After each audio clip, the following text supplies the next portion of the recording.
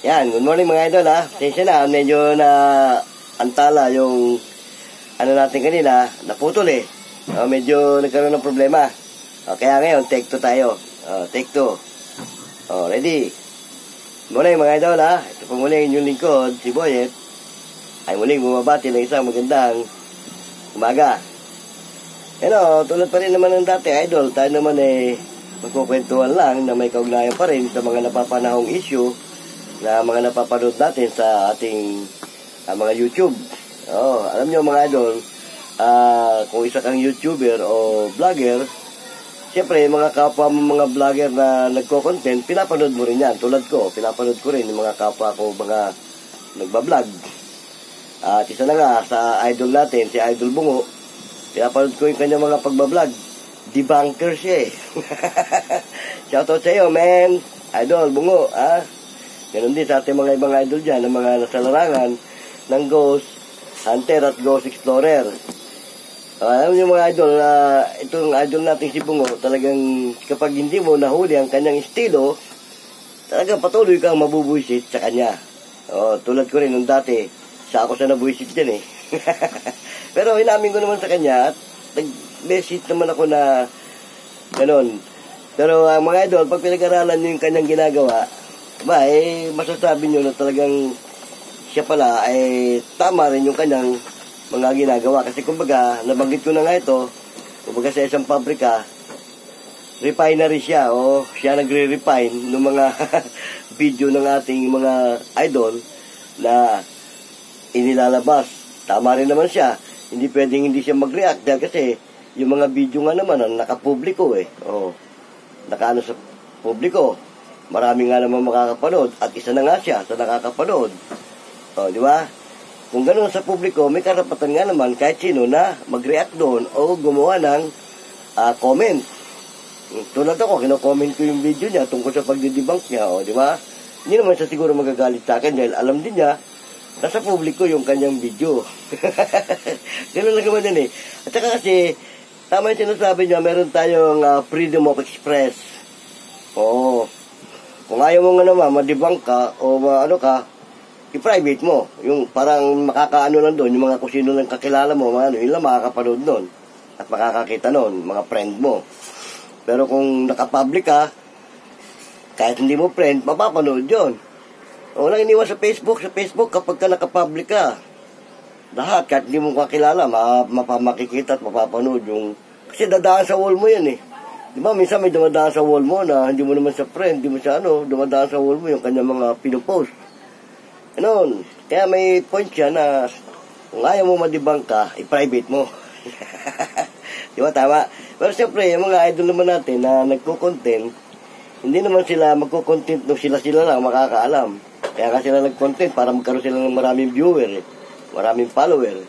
Nakita lahat, magkaroon sila ng maraming subscriber. Kung naka-private ka, sino magiging subscriber mo? Yung mga ano mo lang, friend mo lang, mga ano mo lang. Kaya karamihan ng mga naka-YouTube, naka-open for the public talaga yan. At saka si Whitey naman, pagka alam ni Whitey na nakakalabag ka rin sa tinatawag na, may tawag doon yung kakaroon ka nung paglabag sa publiko, yung iano ka rin ni YouTube, ni YT. Kasi wawarningan ka eh. Nangyari nga sa akin yan eh. Nadali ako nung tinatawag na copyright. Pero nag-lip sync ako nung kanta. Paborito ko yung tugtog eh. Ni-lip sync ko. Pagkatapos pinost ko ni YouTube ko. Nawarningan ako doon. Alam mo, nung paglabas ng warning sa akin, pinadidelete. Kasi kakasuhan ako nung pinagmula ng kanta. Bawal pala yun, yung kukopya ka ng kanta. Pagkalikod nga kali, ilang beses. Original yung kanta, kukopyahin mo. Bawal. Yun. Kaya yun, bidor ako yun. Kaya yung community standard, idol, kapag ikaw naman nakalabag sa tinatawag na community standard, talagang wawarningan ka o kaya baka maano yung ano mo, mabura yung YouTube mo, yung ano mo. Dali. Kasi, community standard, kailangan, huwag kang makakalabag doon. Yan ang mga patakaran, kahit sa kahit sa Facebook Hindi ka pwedeng lumabag sa community standard. Oo. Sa Bigo Live nga na ako dyan na naban Oo, nakalabag din yata ako sa community standard. Ganon, mga idol. Kaya si Idol Bungo, wala siyang nalalabag sa kasi nga, kung ayaw mong madibang ka, huwag mo i-public. Okay na, sandali.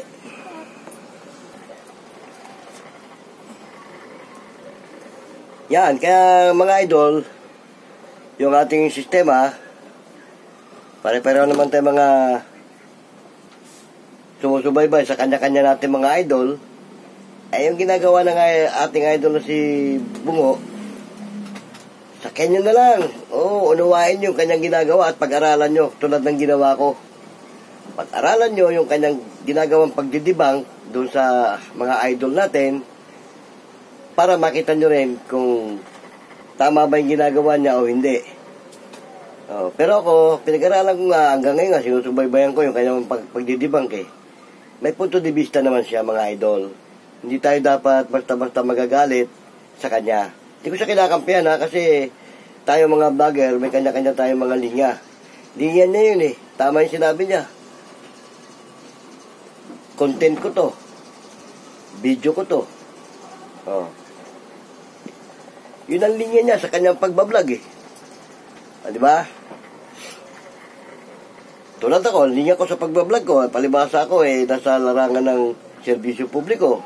Kaya lang medyo iinganyo na rin ako sa mga ganitong sistema. Kaya, kumbaga, hindi naman ako nagdidibang. Kumbaga, parang nagko-comment na ako sa kwentuhan natin tungkol sa mga sistema. Di ba? Saan ba tayo natigil kanina tungkol kanina yun? Kung ako nagkamali, dun yun sa yung babaylan. Oo, nag-magic ba naman yung kutsara? Bumaluktot. Pero, kung hindi nga matalas ang mata mo, at papanoorin mo ng diretso yung ginagawa niya, bibilib ka.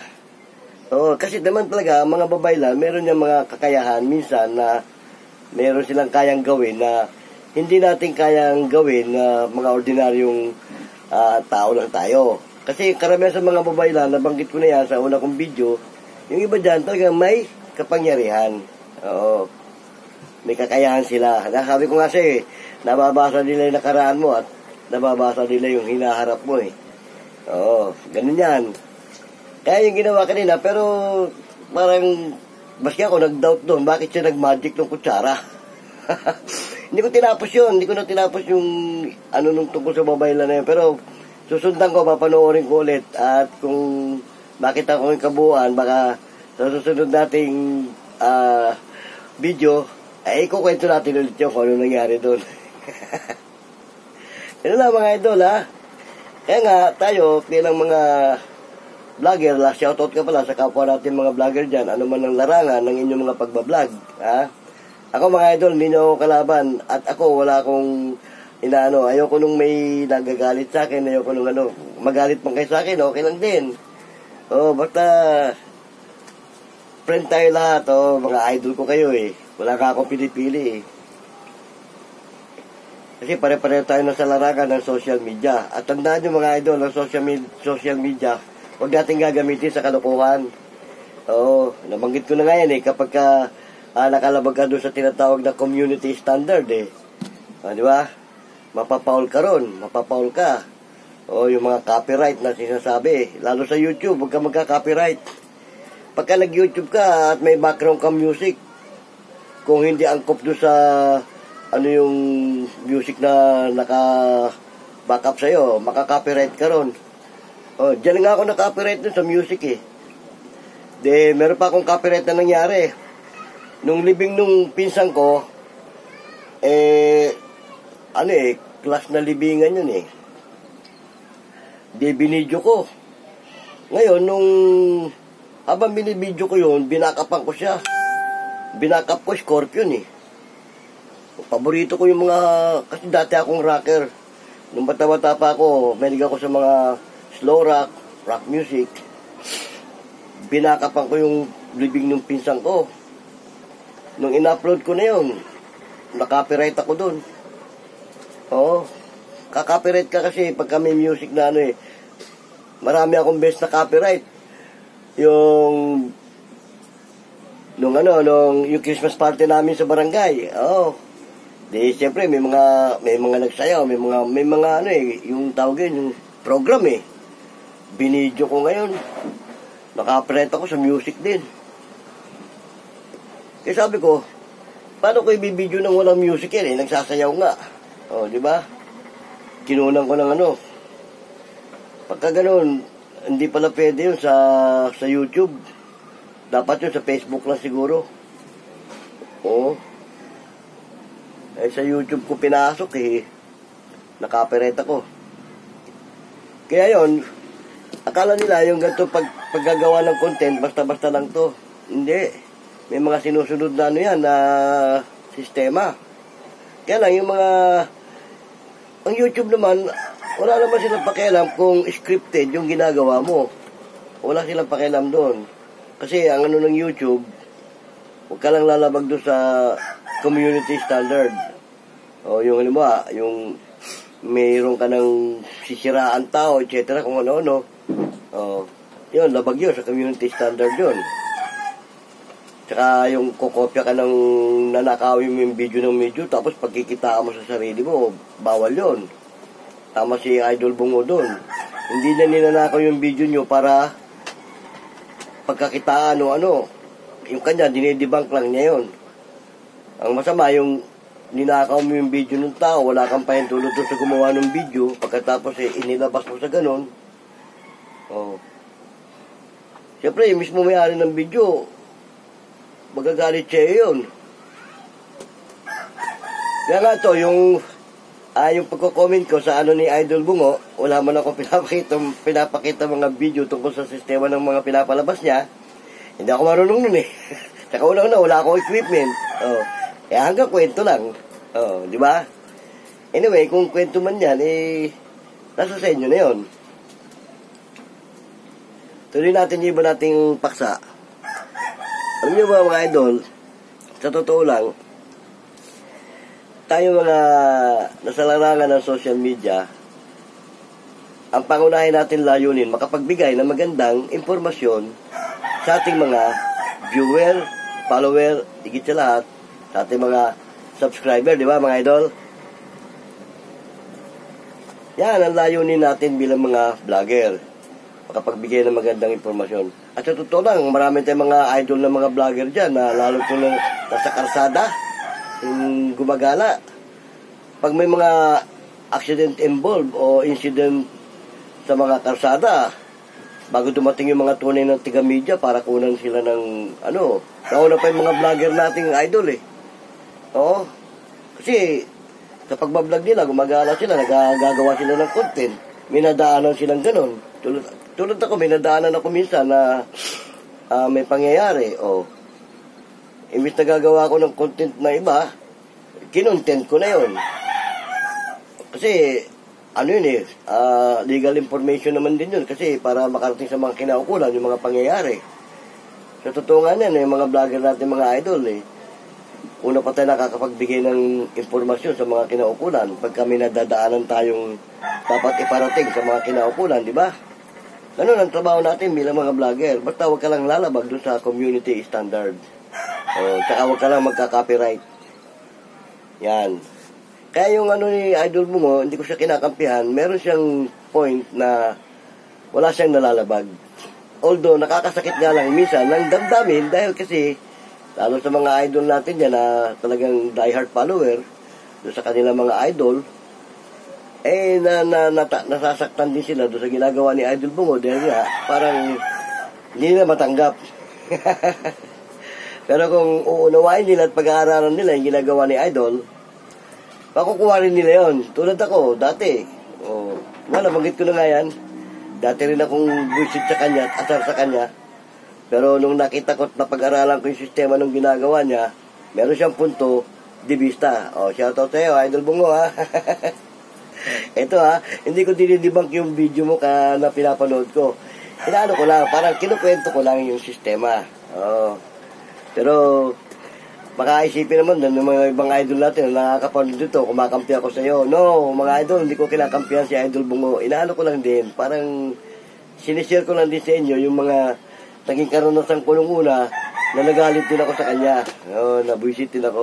Kung paano kayo nabubuisit ngayon sa kanya, na dinidebunk yung mga idol nyo, ganon din ako nung una. Oo, ako nga unang nabuisit niya kasi alam nyo ba yung mga una niyang dinibang, paborito kong mga explorer yun, kagaya ni Donsky. Oh, si Idol Donsky, malibit niya i-debunk yan. Si Kuya Red. Si Ribor, yung mga ghost hunter ng Mindanao. Mga idol ko yan eh.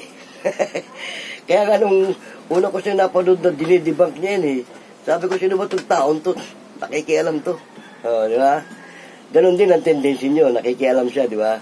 Pero mga idol, nawain nyo lang yung kanyang ginagawa at sa bandang uli, makikita nyo, may punto de vista siya. Tama yung kanyang ginagawa, mga idol, wala siyang nalalabag doon. At hindi nyo siya pwedeng i-demanda. Kaya nga sabi ko sa kanya madidemanda na si Idol Bungo kapag ka below the belt na yung ginagawa niya. Tungkol doon sa mga idol nyo.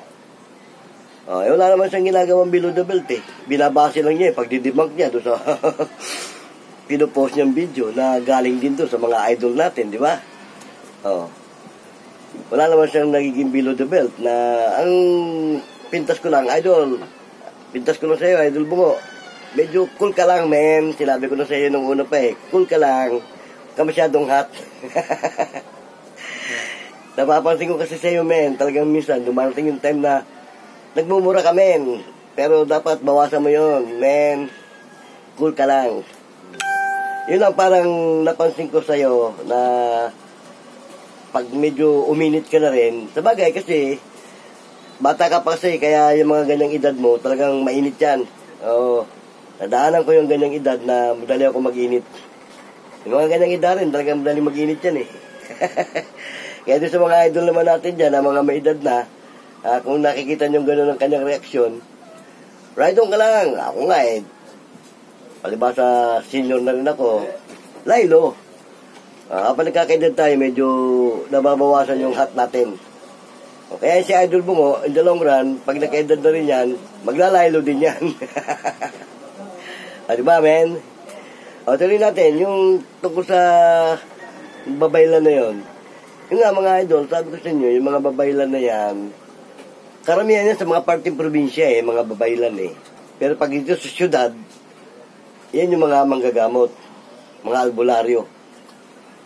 Sa ibang kasi sa mga parting probinsya, babaylan ang tawag din Pero halos karamihan ng mga babaylan, ang alam ko, babae. Bira sa babaylan ang lalaki. Oo. Kasi may mga nakilala na rin ako mga babaylan, babae karamihan Oo, babae. Kaya nga siguro hinagod yung salitang babaylan yun, di ba? Babaylan. Pero hindi natin alam kung ano talaga. Pero, ride on lang tayo dun. Ay ako naman, walang masamanda mo sa akin Oo, kaya kong sakyan lahat sabi nga talk it cheap, ride on, baby. Di ba? Alam mo, pag dati kang rocker, madali kang maka-move on sa mga pangyayari. Basta dati kang rocker, mga music lover ka. Dahil ako dati, naging miyembro ako ng banda. Nung nauso nung araw, yung tinatawag ng mga Pinoy rock, puro Pinoy binabanata namin nun. Buti nga, hindi kami nakaka-copyright pero hindi pa naman kasi uso yung ganito na ilulod mo, ano mo, hindi pa uso nun yun Tugtugan, may gagayahin kami, mga tugtug, Juan de la Cruz Band, ginagaya namin yan. Si Kurita, kasi kompleto naman yung grupo namin, may babae kami. Yung sa Aegis. Pero nung kasagsagan ng Pinoy rock noon, yung mga Juan de la Cruz na yan, Mike Hanopol, yan talaga matitindi tumira yan mabibigat ang piyesa niyan. Lalo yung namatay na si Pepe Smith. Isa sa mga idol ko rin yan. Si Maria Capra. Matindi yun, yung sabi nga niya, Kundiman Blues. Kundiman Rock. Di ba?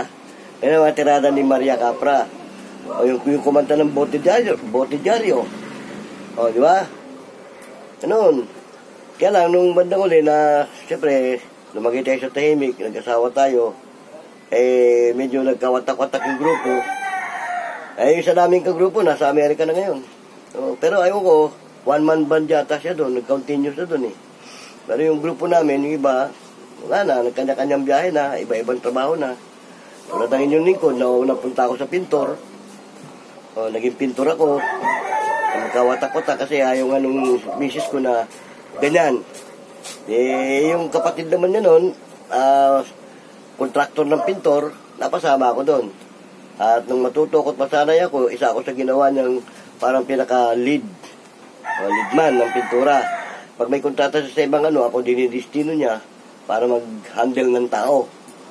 At the same time, meron akong bayaw din na nabanggit ko na yan, may bayaw ko na manggagamot. Pag wala kaming trabaho, usi ako. Ayun, sabi ko nga sa inyo, isa akong usi zero. Pag may mga gamutan doon sa bahay nila, nakatambay ako, nakatunganga ako doon. Pinapanood ko sistema ng gamutan. Hanggang sa unti-unti, tinuruan nga niya ako, pero hindi ko kasi yan. Hindi ko inintindi yung mga turo niya, pero tinatry ko. Oo, kasi hindi mo malalaman ng isang bagay kung hindi mo susubukan eh. Nabahagi nga niya ako ng konti mga esprakitik para pangontra sa mga ganyang uri ng mga masamang elemento, masamang espiritu. Nagamit ko naman yon pag nadidistino ako sa mga trabaho at yung ganyan nga, nagmimilagro na yung lugar na pinapasukan namin, nagagamit ko rin yung konting binigay niya sa akin para kung paano sibakin yung mga masamang elemento na yan, mga masamang espiritu na yan. Kasi nabanggit ko na nga, pag mabubulabog ang trabaho namin, mapipirwisyo kami, wala akong pakialam kung sino ka naghahari dyan sa abandonadong lugar na yan na pinagtatrabahuhan namin, wala akong pakialam sa'yo. Huwag mo kami pakikialaman. Yun ang naging prinsipyo ko naman nun. Ginaya ko yung prinsipyo nung bayaw ko. Wala akong pakialam sa inyo, kung namimirwisyo kayo, huwag niyo akong papakialaman. Ganon. Kaya lang, ang bayaw ko, hindi pwedeng hindi sila pakialaman. Kasi pag may nagpunta para magpagamot, papakialaman na sila. Di ba? Ako naman hindi. Wala akong pakialam sa inyo, basta ako magtatrabaho. Huwag niyo kami papakialaman. Kasi, pag pinirwisyo yung trabaho namin, dalawang klase lang yan. Lalayas ka dyan, o kami ang aalis. Pero siyempre, may trabaho kami, hindi kami papayag na kami ang aalis. Dalawang klase lang. Lalayas ka, pupuksain kita. Ganon. Oo. Kasi, siyempre, kagaya nung nangyari sa amin, pinirwisyo kami. Pagka sa unang araw ng trabaho namin sa mga abandonadong lugar, abandonadong bahay, na pinarenovate para pinturahan, hindi maiwasan talagang merong mga kababalagan dyan. At sa unang gabi pa lang, pag pinirwisyo kami, pangalawang gabi, hindi na maulit yon. Sisibakin ko na agad. Pag kinausap ko yan, pinirwisyo niya kami ngayong maghapon, kakausapin ko yan. Wala kami pakialam sa inyo, huwag nyo kami pakialaman. Gusto nyo